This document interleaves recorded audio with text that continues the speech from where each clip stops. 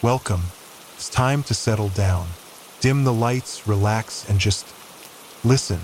Let the rain outside, or maybe the quiet inside, set the mood. We have an hour of unsettling tales ahead, stories gathered from the shadows. Make sure you're comfortable. Our first story starts now. My name is Marcus Thorne. That's not the name on my birth certificate, and it's probably ill-advised to be posting this at all, but a trusted contact will upload it under a secure alias. All this is to ensure that if I vanish after my next deployment, there's some record, someone who can confirm this reality, speak my real name, and point a trembling finger at the organization I currently, or formerly, served. I'm originally from the Pacific Northwest. My life story isn't relevant here, and providing it would offer too many identifying markers. Suffice to say, I'm in my late 20s, previously an engineer at an experimental geothermal plant, and I was responsible for a significant system failure. I won't delve into specifics, but a cascade error under my watch led to a critical turbine overload. It was pure chance that the resulting structural collapse caused only extensive financial damage and didn't cost lives. After some intense discussions with corporate and certain interested government liaisons, particularly after they noted my lack of dependence with concerning enthusiasm, I was presented with a stark choice: face severe legal repercussions and professional ruin, or undertake a specialized contract for a number of years to offset my liability. I chose the contract. I signed stacks of non-disclosure agreements thick enough to stop a bullet, was then transported by unmarked van, then a cargo plane, and finally a research icebreaker to a remote, unnamed outpost on the Antarctic ice shelf. Outpost Kepler, the transfer manifest called it. As I stepped onto the temporary ice dock, a tall, weathered man with a clipped British accent greeted me. He extended a gloved hand, shook mine with a quick, firm grip. I turned to watch the icebreaker, my last link to the known world, already making its turn, its dark hull receding into the white, featureless expanse. I heard my new associate chuckle softly behind me, a dry, humorless sound. Bit nippy, eh, lad? What exactly is this place? I asked, the sheer scale of the desolation starting to sink in. End of the line, mostly. He turned on the spot and led me into the main habitat module, a series of interconnected, heavily insulated structures half buried in the ice. I set my single duffel bag down at the entrance. The interior was a surprise. I'd expected something high-tech, futuristic. Instead, it had the distinct feel of a repurposed Cold War listening station, functional, Spartan, smelling faintly of ozone and old electronics. In the central operations room, machinery hummed, some kind of deep ice drilling rig or a massive heat exchange system, I wasn't sure. Basic, industrial-grade equipment, mostly. Though, as my eyes adjusted to the dim interior lighting, I could swear the borehole itself, where the primary conduit disappeared into the ice, emitted a faint, deep violet luminescence. My new colleague didn't comment on my curiosity. He launched directly into a tour of my duties. I tried to engage him with some standard pleasantries. Where are you stationed from? How did you get assigned here? How long have you been at Kepler? Each time, he'd ignore the question or offer a curt, non-committal grunt and return to explaining my daily tasks. Finally, while he was detailing the maintenance schedule for a bank of cryogenic regulators, I pressed him again. All right, listen, friend. Simple enough. See this here cart? You take it, replace these crimson-red thermal filters in this primary coolant array here, and then you log the delta T readings from this gauge into that terminal. Straightforward, eh? He was referring to a complex piece of machinery that resembled a diagram of a circulatory system. A large central block bristling with dials and pressure gauges, a slot for the filters he mentioned, and at least 100 thin, heavily insulated conduits snaking out from it, disappearing into the floor. He tapped a few of them to show they were robust. I should also note I am significantly downplaying his clipped, almost archaic dialect for readability. Yes, no problem. So dash. And like I was explaining, these conduits, you can shift them a bit for access, but don't go yanking on them. Mind, the good doctor won't be pleased if you disrupt his readings. Understood. Understood. Don't worry about it. So, listen, what's your name? He paused. Every other question had earned a quick, dismissive glance and continued silence. But this time, after a tense moment, he actually replied, his eyes not quite meeting mine. You can call me Finch. Is that your actual name? No. I didn't push further for the rest of that initial briefing. The Antarctic twilight was already beginning to bleed into the long polar night. A tall, gaunt man, who looked like he hadn't seen proper sunlight, a decent meal, or a full night's sleep in months, scurried into the operations room while Finch was explaining the backup generator protocols. Ah, good evening. Who are you? The newcomer's voice was sharp, laced with an almost palpable paranoia. Calm yourself, Doctor, Finch said dryly. He's the new engineering tech, though I suppose the title isn't entirely official yet. My second colleague was still scrutinizing me, scanning my face with an unnerving intensity. Finch, where did he come from? Did you see him arrive on the icebreaker? Are you certain you remember seeing him disembark? I did. Don't fret so. If it were anything untoward, I'd have addressed it. Besides, we haven't had an unscheduled arrival yet. I watched Dr. Vance, for that was his name, as I soon learned, slowly force himself to relax, his shoulders unclenching. He even managed a bashful half-smile. Apologies. This place, it grinds you down after a while. Finch cut in, a rare hint of something almost like humor in his tone. Wouldn't if you'd get some actual UV exposure, like I keep telling you. Doctor. Dr. Vance ignored him, extending a thin, trembling hand towards me. We shook. His grip was surprisingly strong, almost desperate. Dr. Eris Vance. I'm the lead researcher here. Sorry for the intensity. Better to be cautious than careless in a place like this. Marcus Thorne, I replied, and it's quite all right. Worried about security breaches. Breaches. Vance let out a wild, barking laugh that quickly died in his throat. I saw Finch subtly roll his eyes as he moved towards the coffee percolator. Oh no, breaches would be exciting, a welcome deviation. I think Vance caught himself, perhaps noticing the bewildered look I was giving him. Sorry, I didn't mean to unsettle you. Just never mind. He shuffled off towards a bank of monitors, muttering to himself, and began inputting data. After a few minutes, I decided to try engaging him. May I ask what this station's purpose is? And what precisely are we doing out here? Ah, yes. I'm sure Finch gave you his customary silent tour of duties. Vance didn't look away from his screens. He never changes, but he's reliable. Mostly. I have no idea why they assigned him to Kepler, to be honest.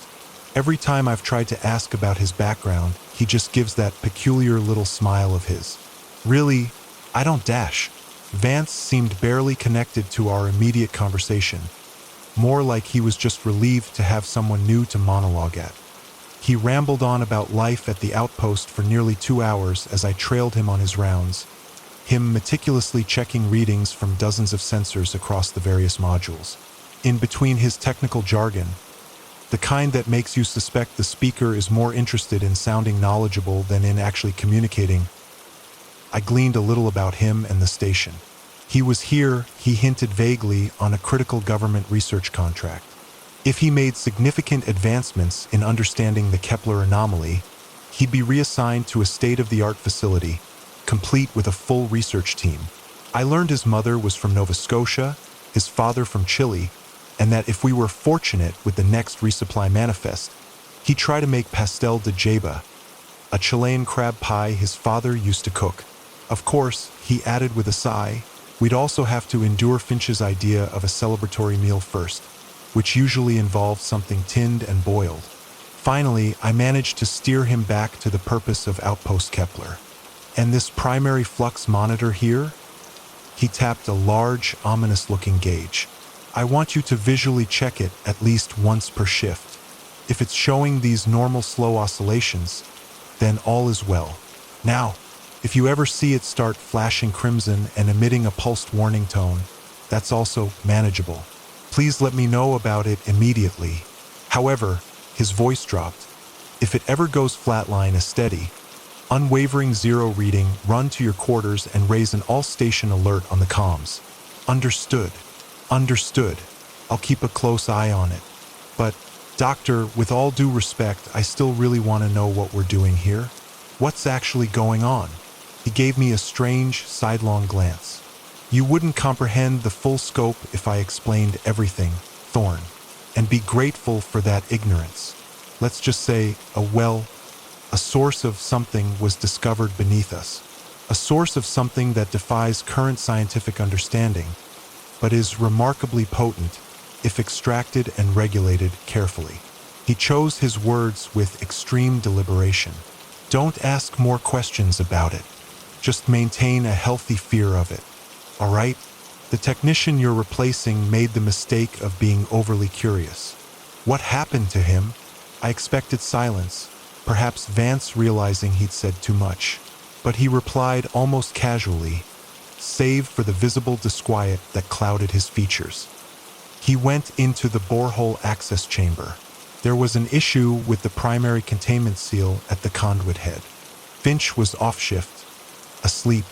I warned him to wait until the next cycle to follow protocol, but he was impatient. Obsessed, almost. Vance paused, his gaze distant. Looking back, reflecting on how he was acting those last few days, how agitated he seemed about the purity of the output, and how specific the malfunction was, I think he may have depressurized the seal deliberately. I rushed out of my lab when I realized I should have been there, should have physically stopped him. I reached the access chamber just as he leaned over the conduit opening and fell in. Vance had stopped completely now, staring at the reinforced plasteel floor as if seeing through it. His voice grew quieter. He was rigid, staring straight down into the depths. This terrifying but beautiful violet luminescence was pulsing up from the borehole. He just pitched forward. Vance's eyes darted around the various terminals and gauges in the operations room. I managed to activate the emergency subterranean seals, which he should have engaged before attempting any maintenance. But the energy signatures, the resonance patterns, they've been very different since then, almost organic. I recommended to the Institute that they halt all extraction operations for a few months, allow the anomaly to stabilize. But they just ordered Finch to reinforce the primary seal and instructed me to bring all systems back to full operational capacity. He stared back at me, the intensity in his gaze making me uncomfortable. Watch for anything unusual, Thorn. Anything at all. We have to keep this place running, keep the pressures regulated. I'm not sure what would happen now if we didn't, but for my career's sake, for all our sakes, keep a close watch. His dehydrated, almost insectal eyes seemed to bore into me. Then his face suddenly relaxed, snapping back to a more normal, albeit strained, expression. Oh, has Finch explained the accommodation arrangements? I just realized you might not know what I meant by quarters. No, he didn't get to that. Well, come on then. I'll show you. Besides, I've made my rounds, it's getting late. Time for sustenance. However unappetizing Finch's offerings may be tonight. I grabbed my duffel and followed Dr. Vance to the rear of the main habitat module. I hope I haven't given the impression this was a sprawling complex. Base or outpost is perhaps too grand. It consisted mainly of the central operations/drilling room, a cramped diagnostics lab, the data chamber, as Vance Granley called it, a cluttered supplies module, and the module housing the primary generator and fuse panels. I'd been able to trail Vance for so long because each room had at least 5 different arrays of sensors and gauges he meticulously logged data from. The diagnostics lab alone had at least 30 humming terminals. At the back of the outpost, I put my heavy thermal parka back on, and we went outside, crossing a short, enclosed, heavily insulated bridge into a smaller, separate habitat module. When we stepped inside, we found Finch had already started preparing dinner. They explained these were our living quarters, a shared kitchenette and small common area, but thankfully separate washrooms. I'd certainly endured worse conditions on remote engineering sites. It was almost cozy in a stark Antarctic bunker kind of way. Finch served up some kind of spicy, dehydrated chicken and noodle soup concoction.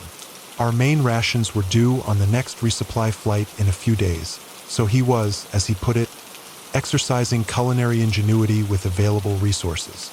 We ate, and they spoke guardedly about life in the polar wastes. After dinner, we smoked cigarettes, a carefully rationed luxury, and played a few listless hands of rummy. I tried again, gently, to get them to open up, but quickly realized even they didn't have much concrete information beyond their immediate operational duties. Vance eventually excused himself, saying he had reports to compile and transmit. Finch and I played a game of chess on a battered magnetic board. He thrashed me soundly but was a surprisingly good sport about it. I tried a couple more times to glean something, anything. What's the most unsettling thing you've encountered out here? Dr. Vance seemed genuinely worried about the machinery, are you? Each time, he either offered that slight, knowing smirk and said nothing, or just waved a dismissive hand. I began to suspect I was asking him to articulate fears he was actively trying to suppress. So I stopped. He showed me around the small dorm module a little more. A locker with emergency medical supplies, a small shelf with some ancient paperbacks, and a collection of equally ancient NES cartridges for killing the endless off-duty hours. If I wanted any specific books or other recreational items, I'd have to put in a request for the next resupply. He finished his brief tour at my designated room. And this'll be your bunk, lad. Cozy, yeah, thanks. The room was basic. A narrow bunk, clean sheets, thick thermal blankets, a digital alarm clock on a small metal nightstand, a surprisingly sturdy-looking oak-effect laminate armoire. And then I noticed the door. It was solid steel, like a bulkhead door on a ship, complete with a heavy locking wheel. It finally dawned on me to ask why the living arrangements were so fortified. Hey Finch, why are the dorms in a separate module? And what's with the submarine doors? Ah, du know, lad. Redundancy. Protect against ice shifts, maybe, or radiation from the anomaly if the shielding fluctuates. Don't you worry your head about it. And then, as casually as one might hand over a spare towel, he opened the armoire and handed me a heavy, military-grade pump-action shotgun and a box of shells. Dr. Vance requested these for all personnel after the last incident. But the only way you'd truly be hurting for it is if a particularly determined emperor penguin decided to break in. His attempt at a joke fell flat in the sterile, cold air. I was flabbergasted, speechless. Thanks. He nodded once, then left. The heavy steel door closed with a satisfying cold thunk. I remember it was hard to fall asleep that first night. So much had just transpired. A new, terrifyingly isolated job, eccentric and secretive colleagues, a new place to live that felt more like a cell, something unknown and potentially cataclysmic being pumped or contained from deep beneath me, and all the 50-odd other unsettling specifics and dire circumstances. And there I was, in a cold, sterile room with a loaded shotgun, trying to make sense of it all, wondering what I'd gotten myself into. I did sleep that night, eventually, and I got better at compartmentalizing, at pushing down the unease. Life at Outpost Kepler settled into a straightforward, if monotonous, routine. For me, anyway. It took some time to learn the new systems, the specific syntax for the diagnostic terminals, the precise tolerances for the cryogenic coils, but after a couple of weeks, I had the hang of it. It was a lot like working on the experimental geothermal plants. You forced yourself to ignore the looming, ever-present knowledge that if one critical system failed, if one decimal point was misplaced, you were likely dead or catastrophically injured.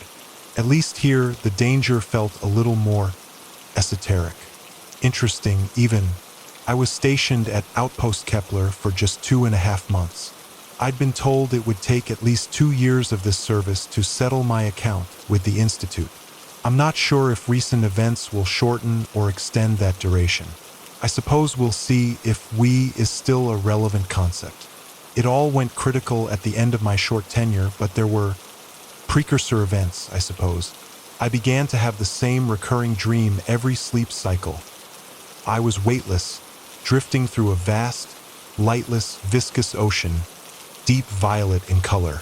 Strange sparks of electric blue light, like distant nebulae, pulsed overhead, illuminating colossal, ill-defined, twisted creatures floating silently around me, their forms constantly shifting. I tried to dismiss these dreams as stress-induced, but then the subtle environmental cues around the outpost started to sharpen my unease. During my outdoor equipment checks, I noticed there was absolutely no terrestrial wildlife.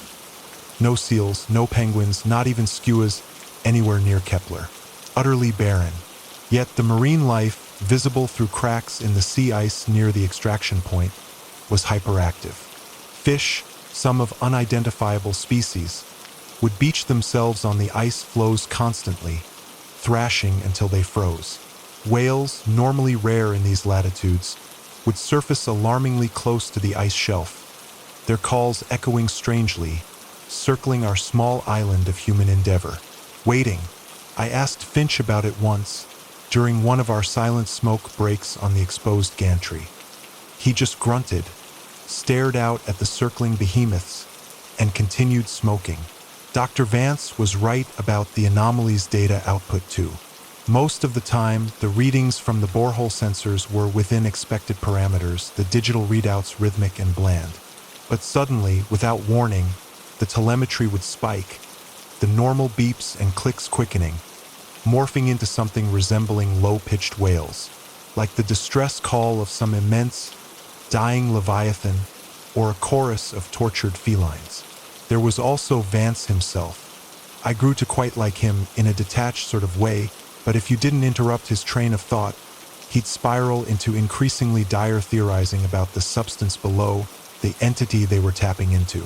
He'd often mutter things like, "I'm not so sure we should have disturbed something that operates beyond our current cosmological understanding," or "the energy patterns, they're learning, adapting."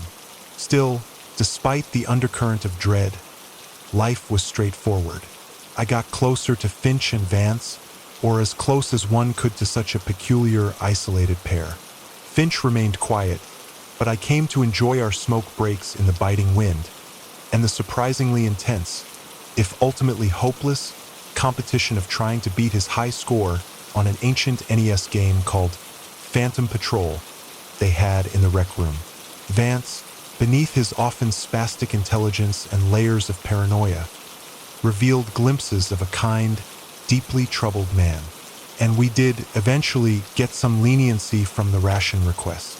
HQ sent Vance the ingredients he needed to make empanadas chilenas, his father's specialty. They were surprisingly delicious, a small taste of a forgotten world. I miss Vance. It disturbs me profoundly to think about him now. I remember, just a couple of days before everything went critical, he said something deeply concerning to me, his voice low and urgent. "You know, Marcus," he'd started, his usually darting eyes suddenly focused, intense. "I really hope we get reassigned from Kepler soon. If I get that director position at the Albuquerque labs, and I know I will, my research is groundbreaking, I'll put in a formal request for you to join my team. Chief Containment Engineer, or something similar. Or maybe you'd prefer a logistics role in one of those massive new subterranean warehouses they're building in Nevada. We just have to maintain protocol, keep a vigilant watch. We won't end up like the previous crew here." I was smiling at the prospect of working with Vance in a state-of-the-art, non-Antarctic government lab, but his final words hit me like a physical blow. I'd been under the distinct impression, never explicitly stated, but heavily implied, that we were the first operational crew at Kepler. There was a crew before us? Vance just nodded slowly, his prominent eyes seeming to bulge even more. "What happened to them? I wish I knew, Marcus. Truly. When I was first assigned here, they just told me there had been an operational incident. And when I, as nervous and green as you are now, asked for specifics, they simply told me not to be negligent in my duties, and I wouldn't have anything to worry about. He leaned closer, his breath smelling faintly of recycled air and anxiety. I'll tell you this, though. When I first arrived, the entire habitat module, every square inch, reeked of industrial bleach and chemical cleaner, like they'd had to scrub it down to the bare metal. And if you look carefully behind some of the main conduit panels or beneath the keycaps on the older diagnostic terminals, sometimes you can still find traces. Dried, dark reddish-brown. He scurried off after that, back to his monitors, leaving me chilled to the bone. I got the distinct impression he'd been wanting to share that particular burden for a long time. My dreams intensified, slowly, night by night. By this point, I had already accepted, against all rational doubt, that these dreams were not just dreams. They were incursions, caused by some unknown psychic resonance from the anomaly deep below us. The violet, viscous liquid I floated in and the immense, ill-defined creatures around me became agitated, restless. That lightless ocean beneath the ice was almost boiling with a silent, terrible anticipation. The maddeningly alien creatures writhed and contorted in a grotesque, silent ballet. I could almost feel their non-bones grinding against each other, hear the psychic static of their non-voices, if you can call such disturbing, ever-shifting orifices mouths. Those sensations will be etched into my psyche for the rest of my life, however long that may be. In these dreams, I became aware of myself as well. I wasn't some invisible, detached spectator. No, I was one of them in my dream form, yet somehow different, greater. The other shifting things seemed to fear my dream self, recoiling from my passage, yet also drawn to me, in such palpable anticipation of what my dream self was about to do. The final night, before it all went to pieces, I remember in my dream, when the psychic noise and visual chaos around my dream self were long past unbearable, I looked up, or what passed for up in that violet, gravity-less void, and saw a circular metal iris, like a gigantic camera aperture. It had the Institute's stylized cogwheel logo etched onto its surface. I felt an irresistible pull, felt my dream self about to pass through it. Into what? But I woke up to alarms, klaxons, shouting. That day, something was profoundly wrong, and we could all feel it, even before the critical failures began. I didn't believe Finch's weathered face could ever show genuine fear, but the deeply etched lines around his mouth had tightened, and his usually narrowed eyes were wide, bloodshot. We took more unscheduled smoke breaks on the gantry than we did actual system checks. And each time, those whales and other unidentifiable marine creatures were all there, in the frigid water around the ice shelf, but they weren't agitated anymore. They just circled our small, isolated outpost, slowly, patiently, waiting. Dr. Vance, he was beyond quiet. His eyes were as wide as old currency coins. He was skittering around the operations room, hunched over, muttering constantly to himself, a litany of equations and dire prophecies. I was attempting to recalibrate one of the primary cryogenic filters when he suddenly ran up to me, his face a mask of terror. He looked dreadful. Marcus, forget that. Do you remember that primary flux monitor I told you to keep checking? The one in the borehole access chamber? Do you? Yeah. Dr. Vance, forget all this busy work. I need you to get to that monitor and watch it for the remainder of this cycle. Now! I dropped the filter I was holding and rushed out of the operations room. He yelled after me, his voice cracking with pure, unadulterated fear. If that monitor goes flatline, Marcus, run. Run to your quarters and alert US. You must remember that. Please. I burst into the small, heavily shielded access chamber, and there was the monitor. Its normally steady green line was fluctuating wildly, erratically, far beyond any previously recorded parameters. I remember standing there in the doorway, frozen, staring at it. I only checked my watch a couple of times. I was so tense. I was there for at least an hour, maybe more. I kept hearing Vance and Finch shouting to each other in the operations room. Various system alerts and alarms beginning to go off all around me, their panicked calls echoing down the corridor. The access chamber itself became a terrifying kaleidoscope of flashing emergency lights and the hiss of pressurized conduits beginning to strain and buckle around the borehole entry. After a long, agonizing wait, the monitor's frantic line began to stutter loudly. Finally, like the EKG of a dying heart, it registered a couple more heavy, loud, flatline signals, and then it did nothing. The monitor went completely, utterly flat. 0 reading. I reached for my personal radio just as it happened, but a loud, metallic, tearing thud from the main operations room behind me, followed by a sound like an immense vacuum inhaling, reminded me to run. I was flying across the outpost, back towards the dorm module, when I keyed the radio. Vance, Finch, get to your quarters. The monitor went flatline. Borehole is unsealed. I think they responded, some garbled shouts, but just as I finished my call, I burst out the back airlock of the main habitat. I don't even think I had my thermal parka on. I just booked it across the short, exposed bridge connecting to the dorm module. I remember glancing to my right for just a fraction of a second, and there, on the edge of the ice shelf, was a colossal, freshly beached whale, its skin an unnatural, pulsing violet. I stumbled through the dorm module's outer door, then its inner door down the short hall, and I threw myself against my heavy steel room door, spinning the locking wheel as fast as I possibly could just as I heard something immense and heavy impact the other side of the dorm module's main airlock. I heard running footsteps past my door. Heavy, panicked. Finch. Marcus, did you make it to your room? I saw your door was sealed. His voice, staticky over the internal comms speaker in my room, almost made my heart stop.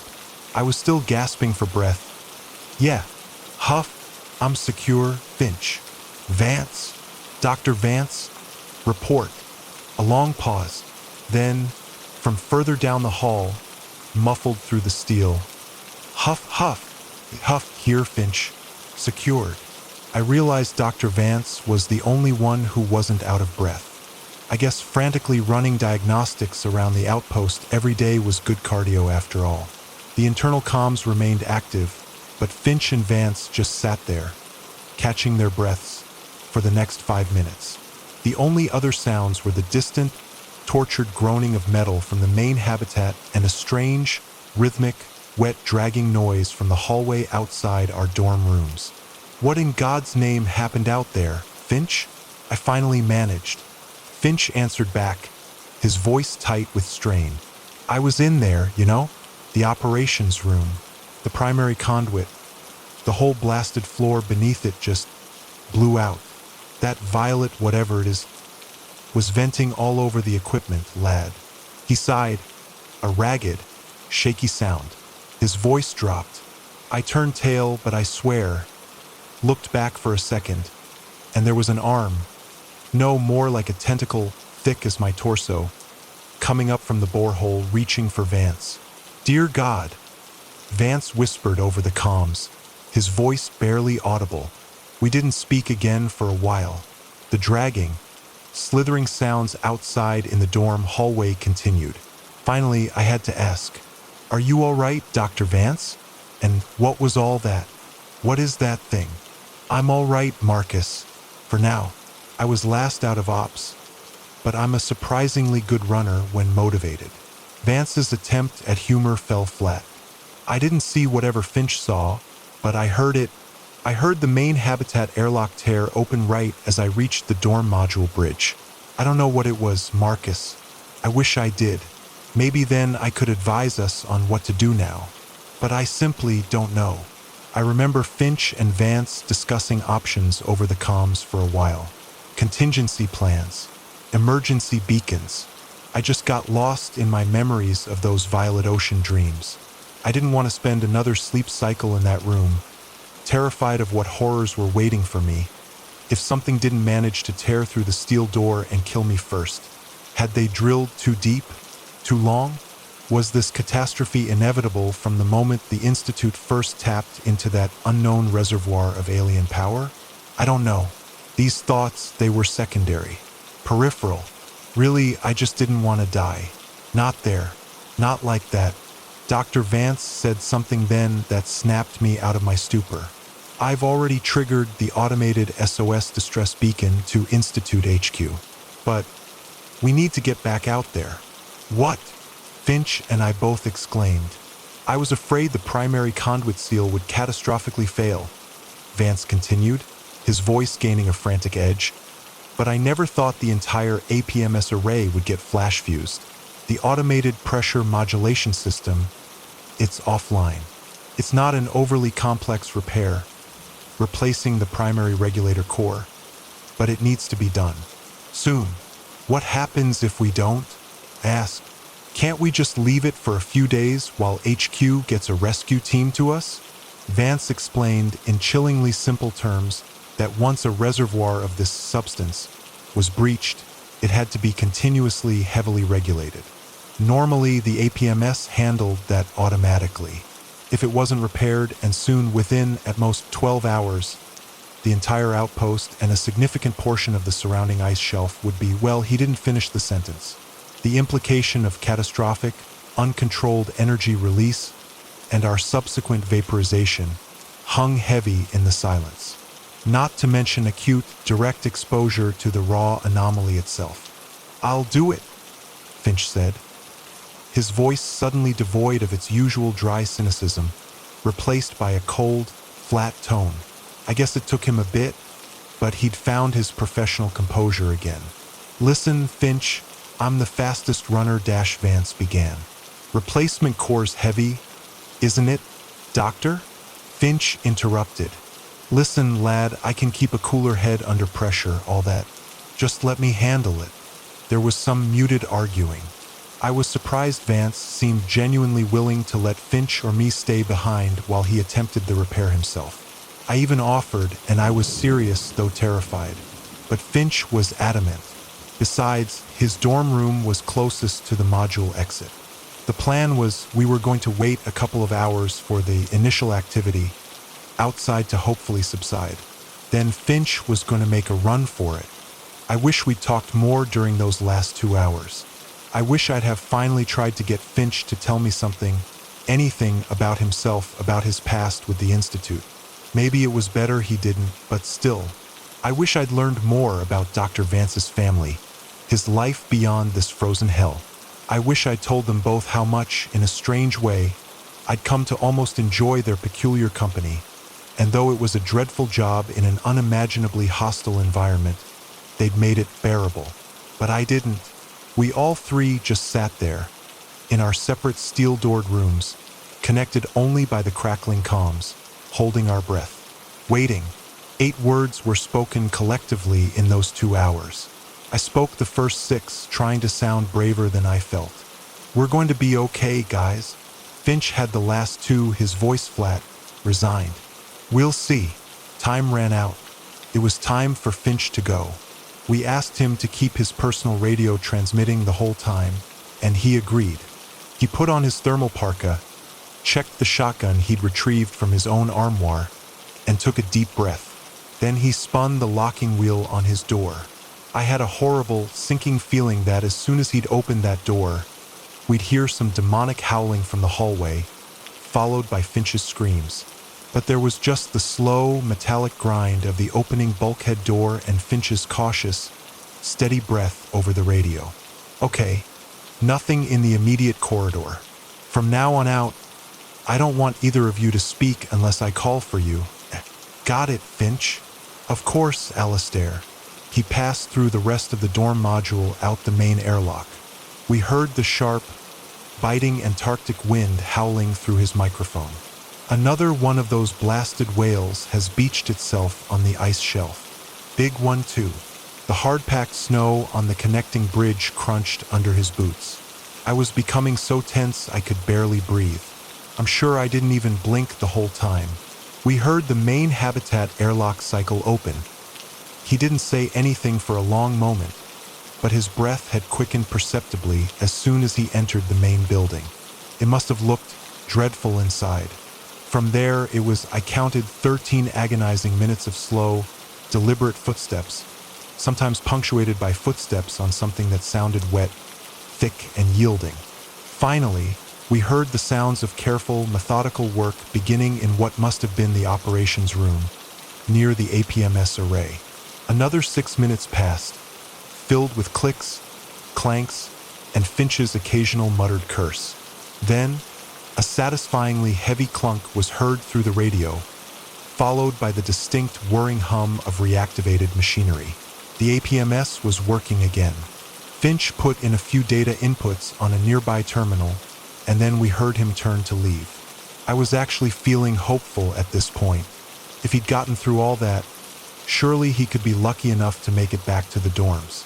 An obnoxiously loud, automated buzzer suddenly rang out from his radio, nearly deafening us, and a synthesized voice followed it. APMS system online. Borehole pressure de-escalation sequence initiated. Current pressure at 58% of critical. Whatever was still in the main habitat with him, whatever had let him work, suddenly realized the pressure was changing.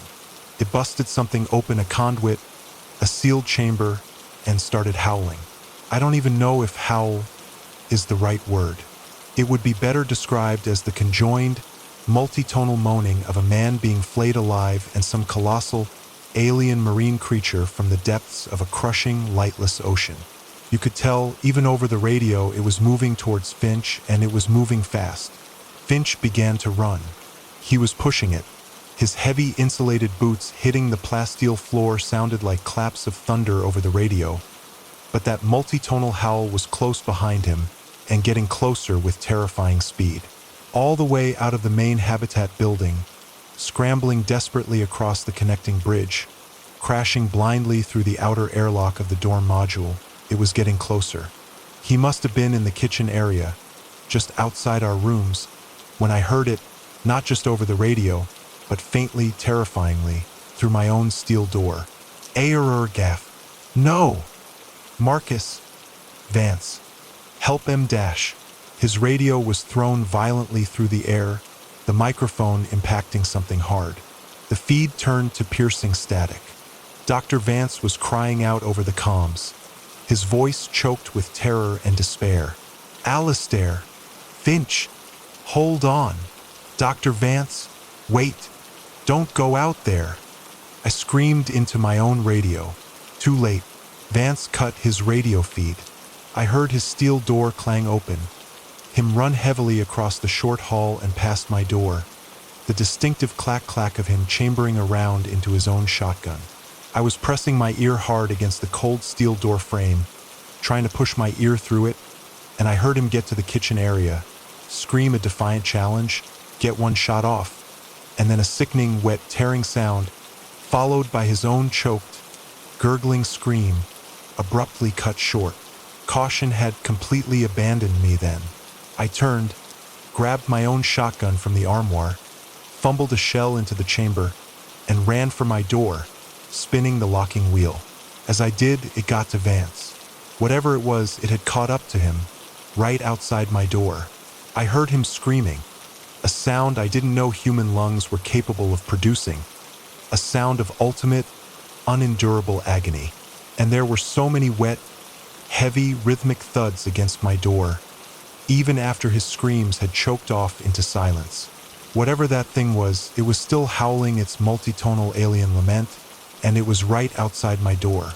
After a while, the sound of it ripping and smashing flesh and bone apart, right there in the hallway, finally died down. I couldn't hear anything at first. The silence was almost worse. Cautiously, heart hammering, I pressed my ear against the cold steel door once more. I heard something, a slow, shuddered, wet breathing, right on the other side. I just backed away slowly, retreating to my bunk, shotgun aimed at the door, shaking uncontrollably. Once again, I didn't hear anything for a while. Of course, I was still coiled tight with terror, but I was desperately hoping this was how it would be until the rescue team from HQ arrived. But then it started. Top, top, top. It was tapping on my door. This violent, otherworldly abomination which had just slaughtered my two colleagues, my two friends, was now politely, almost playfully, knocking on my door like a neighbor asking to borrow a cup of sugar. I was shaking then, violently, uncontrollably shaking. Top, top, top. The stark, white walls of my small room seemed to be closing in around me. I realized, too late, that I wasn't breathing. I overcorrected, trying to gasp for air, but my lungs wouldn't cooperate. My head started spinning, spots dancing before my eyes. I dropped the shotgun onto the bunk beside me. Top, top, top. Things were getting fuzzy, dimming around the edges. I was choking on air I couldn't inhale. I heard that monstrosity, that thing, patiently tapping away on my door as I faded into welcoming darkness. It was a short, blessedly empty dream after that. I saw my dream self, now with multiple new, glistening violet, tentacular arms, dragging the mangled, unidentifiable corpses of my two friends back through the breached operations room of the outpost. Though by that point, only some splintered bones, a broken spine, and a few stubborn, unrecognizable organs were left of them. There were so many whispers around my dream self then, whispers I couldn't hear before I fainted, telling me of a new world, a new understanding, a planet of unending, beautiful chaos and therefore true equality. In this new world, there would be no gods and no devils, no good, no evil. It would just take time.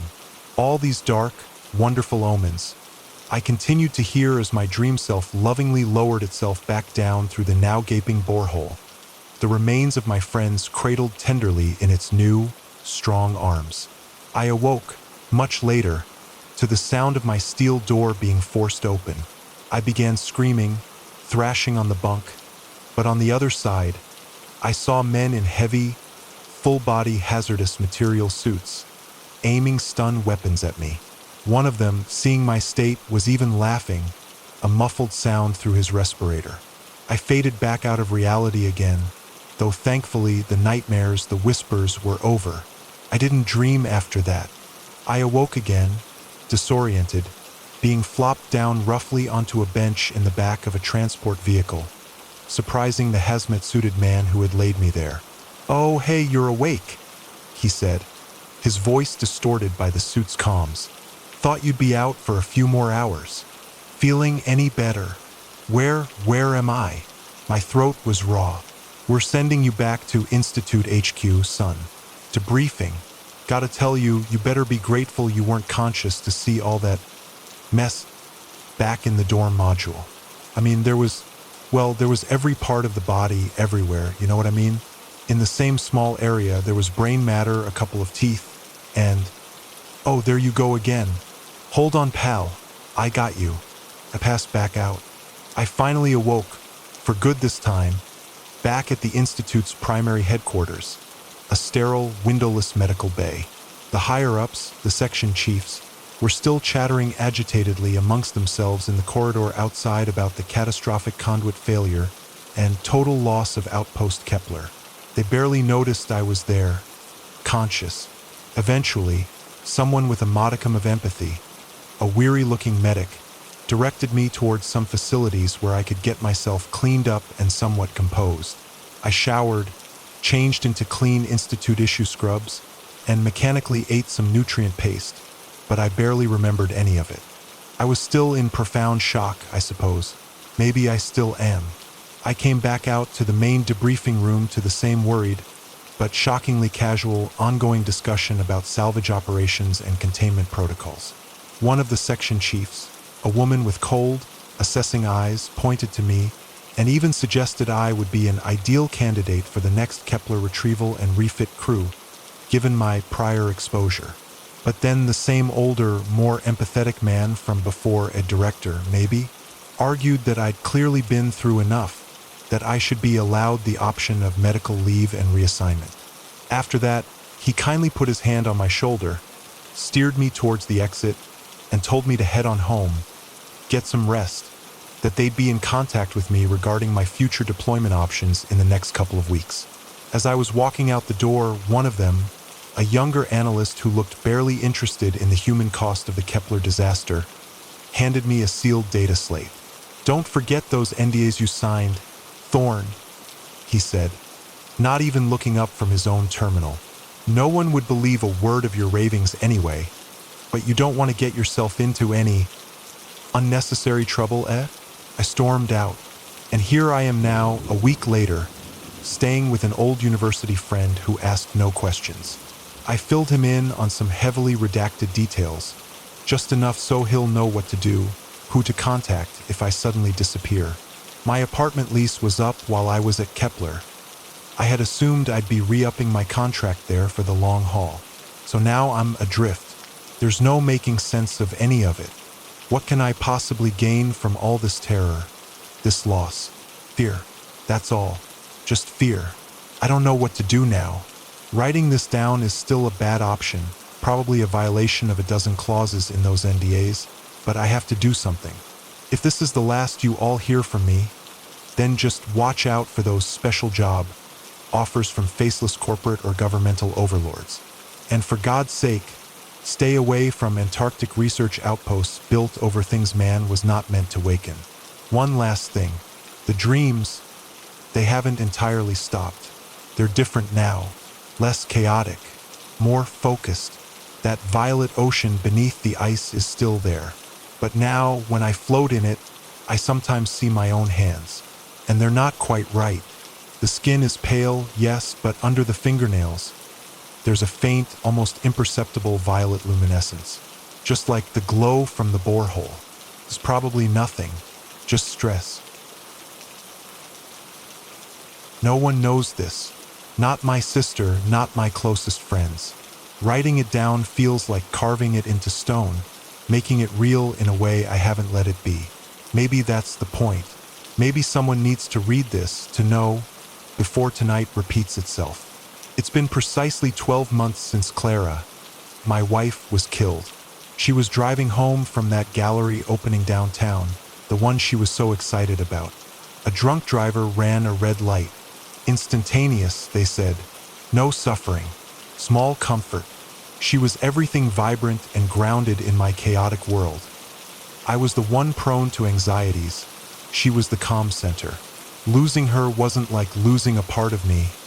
It was like the whole structure collapsed. The immediate aftermath is a blur.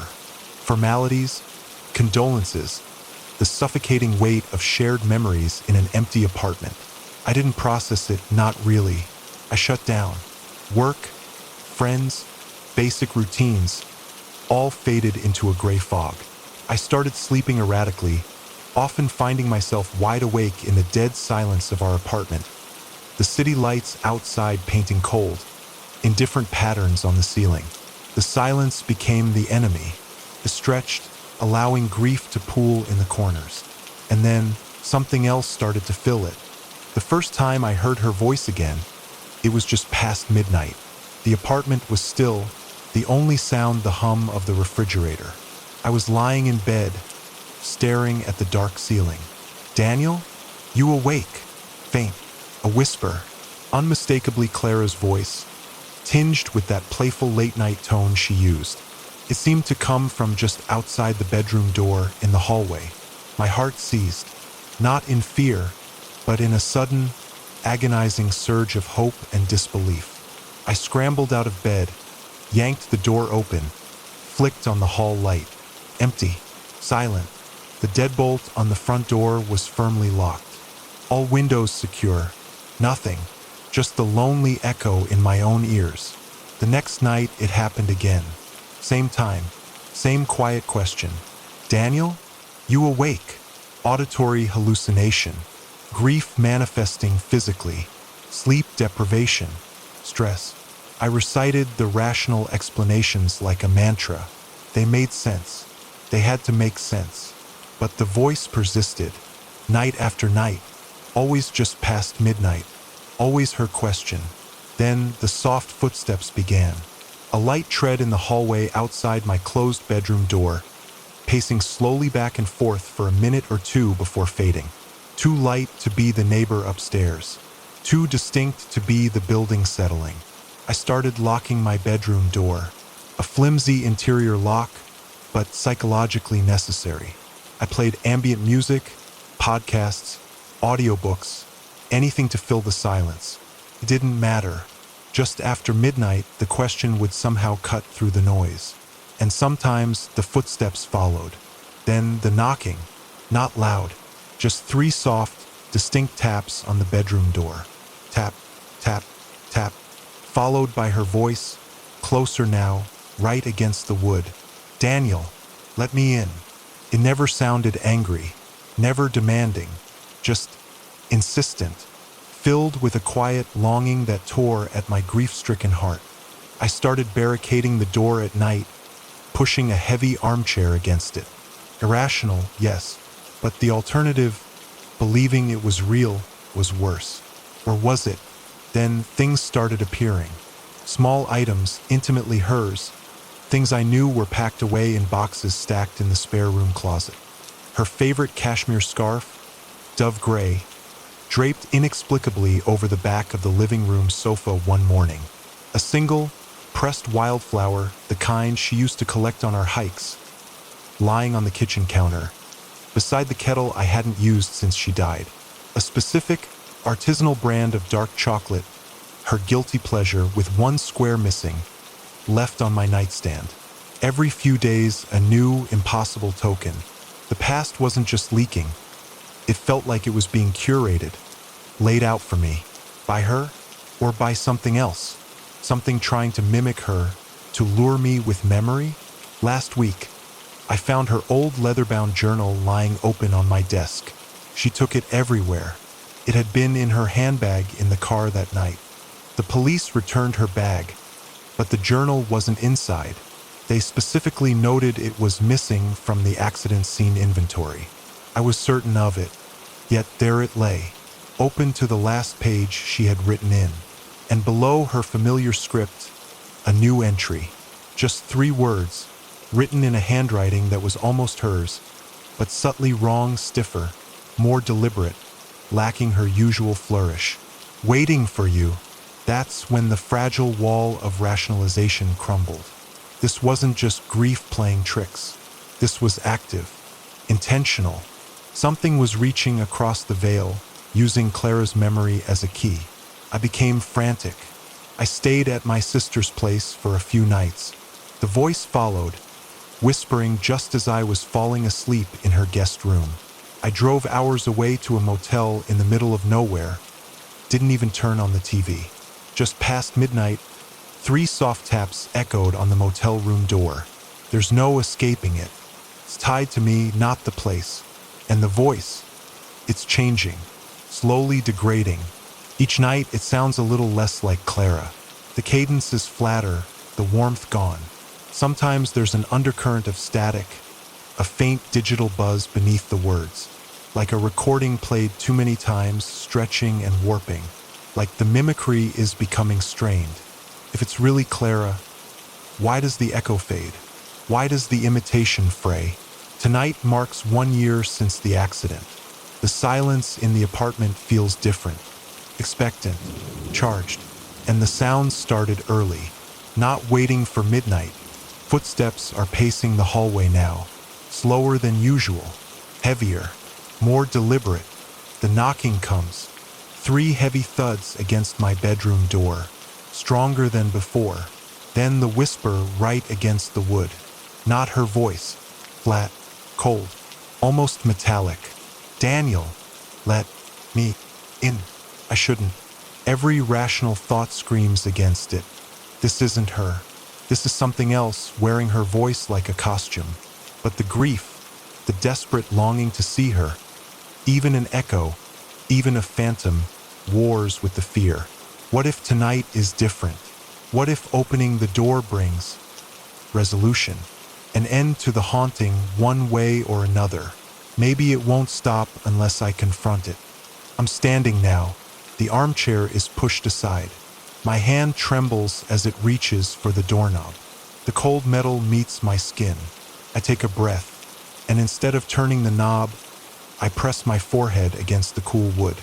"You're not Clara," I say, my voice low but steady, surprising myself with its firmness. "Whoever you are, whatever you are, leave me alone. You're not her." There is a dead silence from the other side. The presence I felt, the waiting energy, seems to recoil. Then a sound begins. Not a whisper, not a voice. A low, electronic hiss, like pure static, growing rapidly in volume, accompanied by a high-pitched, oscillating whine that makes the fillings in my teeth ache. It builds to an unbearable intensity, pressing against the door, against my ears, against my sanity. Then, abruptly, silence. The presence is gone. The air feels normal, clean, empty. I don't know what I faced. I don't know if confronting it banished it or merely paused it. But for the first time in a year, the silence feels truly silent. I slide down, back against the door, shaking, not from fear anymore, but from the release of a year's worth of tension. I don't know what tomorrow brings, but tonight, at least, the echo has faded. Let me preface this by stating I've always been grounded in reality. Those paranormal investigation shows never appealed to me. Frankly, most seemed like utter nonsense. Horror movies don't do it for me either. I prefer logic and reason. Things that go bump in the night belong strictly in fiction. At least that's what I firmly believed. The last few weeks, however, have left me questioning that certainty, confused about events I can't readily explain. That's why I'm writing this down, hoping maybe laying it out will bring clarity, or perhaps someone else has experienced something similar. To give you some background, I work in the self-storage industry. Been doing it for about 3 years, and I finally landed a general manager position about 4 months ago, which meant getting my own facility. I lucked out. It was a brand new construction, gleaming and modern, which only makes the recent strangeness feel even more bizarre. My job, essentially, is running the place alongside my assistant manager, Chloe. Our schedules mean we each end up working alone a couple of days a week. We split our time between the front office and patrolling the property. Being new, the facility is entirely climate-controlled, 4 floors this time, around 650 units. It's a long building with 2 main freight elevators, one near the north loading bay, one near the south, with the office situated more or less centrally on the ground floor. I started here a couple of months after it officially opened. The manager who originally opened the site had put in for a transfer unusually quickly. Typically, there's a minimum 6-month stay required for managers opening a new facility. But corporate wheels turn mysteriously, and I didn't know his personal circumstances, so I didn't dwell on it. Initially, everything was smooth sailing. Compared to the older, sometimes genuinely creepy facilities I'd worked at before, this place felt like a luxury assignment. Clean lines, bright lights, everything functioning perfectly. I was excited to manage my own store, establish my routines. Occupancy was low, around 15% back then, so it was mostly quiet.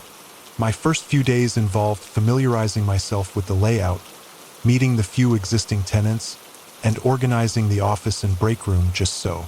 Chloe was temporarily assigned to assist another understaffed facility during my first week, so I was managing the site solo. That's when the first inexplicable incident occurred. It was a Tuesday afternoon, utterly unremarkable. I was conducting my standard walkthrough of the facility. We do 2 per day to check locks, look for maintenance issues, ensure cleanliness. I took the north elevator up to the 4th floor and began methodically working my way down the long, identical corridors.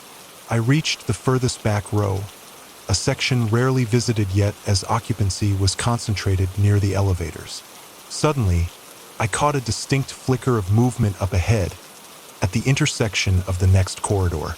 A shadow, vaguely human-shaped, darting quickly past the end of the aisle, disappearing around the corner.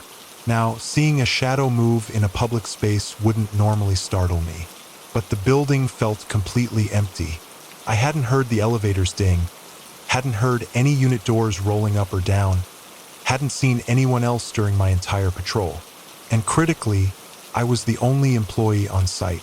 When I got back to the office, purely out of curiosity, I checked the access log and the security camera footage covering the entry points and elevator lobbies. Nothing.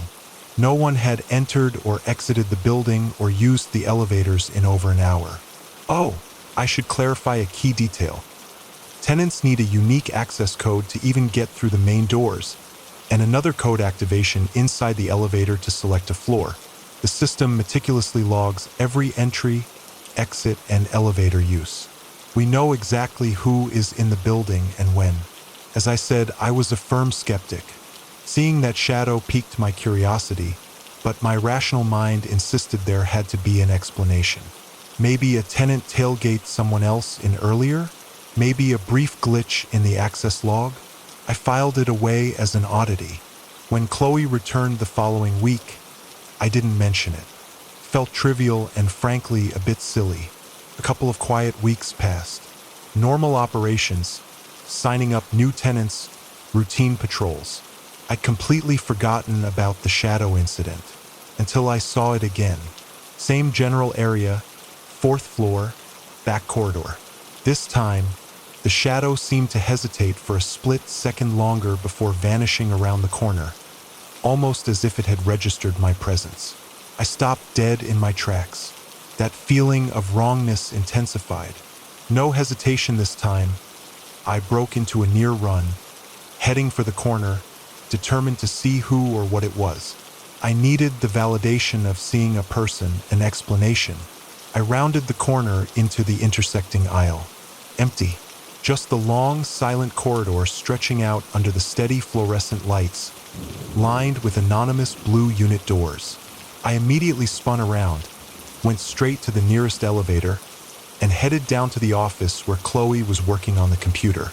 Trying to sound casual, I asked, "Hey, has anyone been up on the 4th floor recently? Or did you go up there for anything?" She looked up, a slightly puzzled expression on her face, and shook her head. "No, I've been down here processing payments since lunch. And the access log's been dead quiet since that guy Mike picked up his boxes this morning." His unit's 1st floor, near the loading bay. She turned back to her screen. A knot tightened in my stomach. There had to be a logical reason. Had to be. Chloe glanced up again, catching my expression this time. She could clearly tell something was bothering me. "Why? Did you see something up there?" Her voice was quiet, tentative. Something? The word hung in the air. I reluctantly told her what I'd seen. Both times, quickly adding, "It was probably just a weird trick of the lighting, you know? Or maybe I'm just tired." Chloe didn't laugh or dismiss it. She looked down at her keyboard for a moment, then met my eyes again. "I've seen them too," she said softly. "The shadows. They've been around since the place opened. Have you heard anything yet?" There was a strange mix of relief and maybe apprehension in her voice, like she'd been holding this in, waiting.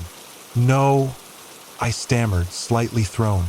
"I just saw shadows." "What do you mean, heard anything?" "Well," she took a breath.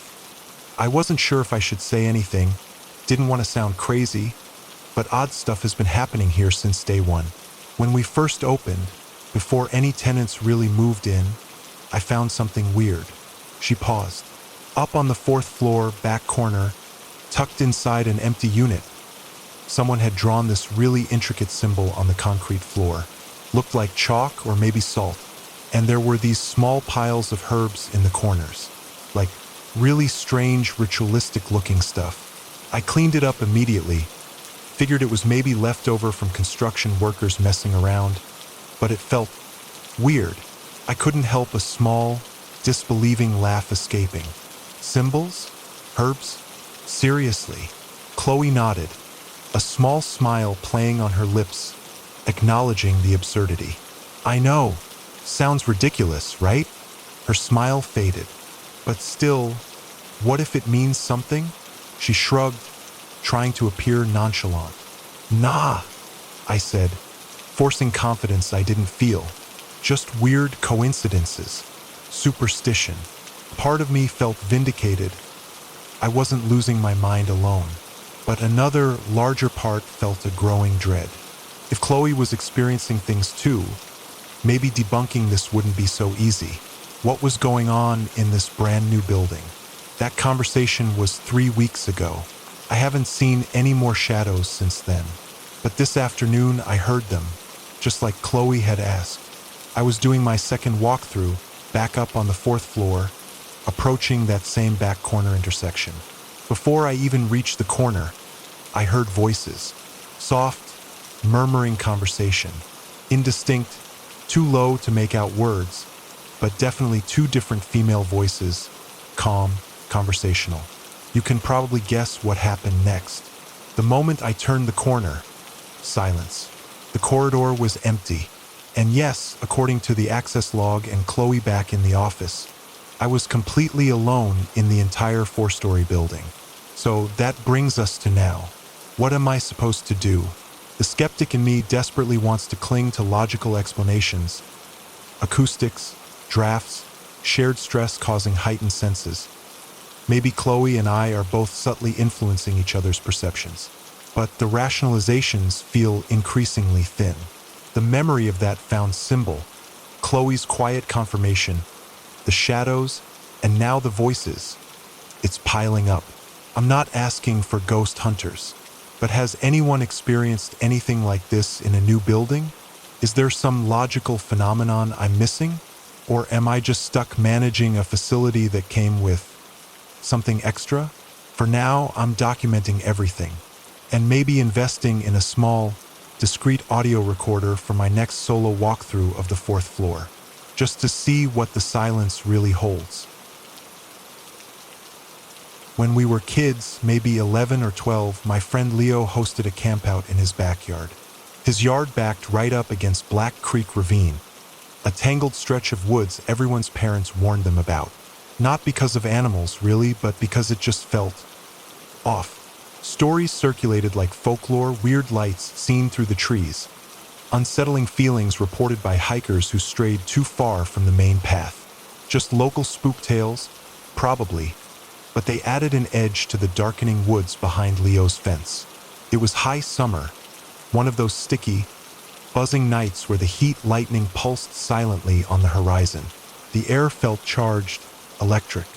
We were hyped up on soda and ghost stories told inside the tent. Around midnight, Leo, ever the instigator, dared us to venture into the ravine. Not far, just to the leaning stones.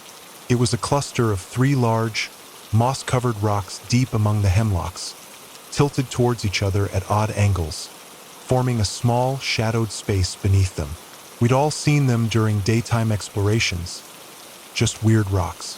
But the idea of going there now, flashlights cutting feeble beams into the oppressive darkness, felt different. Myself, Leo, and our other friend, Sam, hesitantly agreed. We slipped through the back gate, crossed the damp grass, and pushed through the undergrowth into the ravine. The air immediately felt colder, heavier. The familiar chorus of crickets and frogs seemed to fade behind us, replaced by an unnerving, watchful quiet.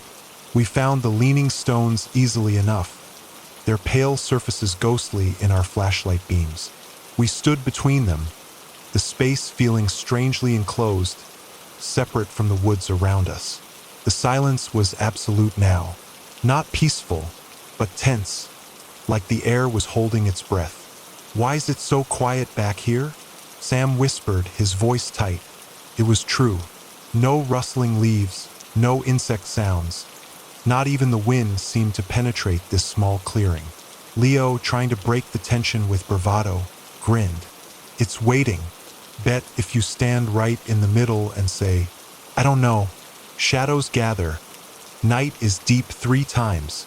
Something happens." It was a stupid, made-up dare, but in that heavy silence, it felt loaded with possibility. Before Sam or I could object, Leo stepped into the exact center, took a deep breath and chanted, his voice cracking slightly, "Shadows gather, night is deep, shadows gather." Night is deep. Shadows gather. On his third repetition, as the last word left his lips, all three of our flashlights instantly went out. Not flickered, just died. Plunged into absolute, disorienting blackness. A collective gasp escaped us. We frantically clicked switches, smacked the flashlight bodies against our palms. Nothing. The darkness felt solid, pressing in. Then came the sound, sharp, distinct, a crack, like a heavy branch snapping underfoot, somewhere just outside our stone circle. We all spun, blind, calling each other's names in panicked whispers. Leo? Sam. You there? What was that? Adrenaline surged. We stayed frozen, shoulder to shoulder between the cold stones, listening desperately.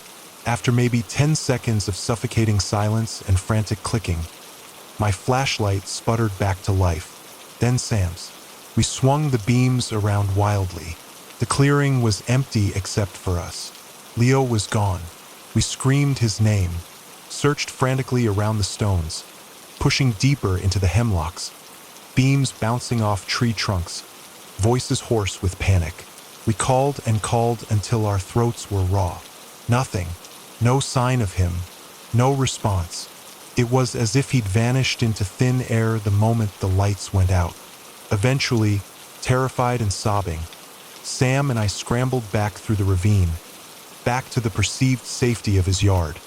Woke his parents with our incoherent story. The police were called. Search parties were organized. They combed the ravine for days, brought in dogs. They found nothing. No tracks leading away from the leaning stones. No sign of a struggle, no scrap of clothing. Leo had simply disappeared from between us in the dark. His favorite worn baseball cap was found a week later. It was sitting perfectly centered on the lowest of the three leaning stones, right where he'd been standing when he chanted. Untouched by weather, despite the rain we'd had. Years have passed. Sam and I drifted apart, the shared trauma and unspoken wall between us. The ravine behind Leo's old house seems darker now, the trees thicker. People still tell stories, though they don't mention Leo much anymore. They don't need to. I moved away for college, tried to put distance between myself and that night. But sometimes, even now, I find them. Small piles of stones, 3 or 4, stacked neatly, appearing without explanation on my apartment windowsill, or on the doorstep when I leave for work, or even beside my bed when I wake up. They're always stones native to that ravine back home, and they always seem to lean towards each other, casting long shadows in the morning light.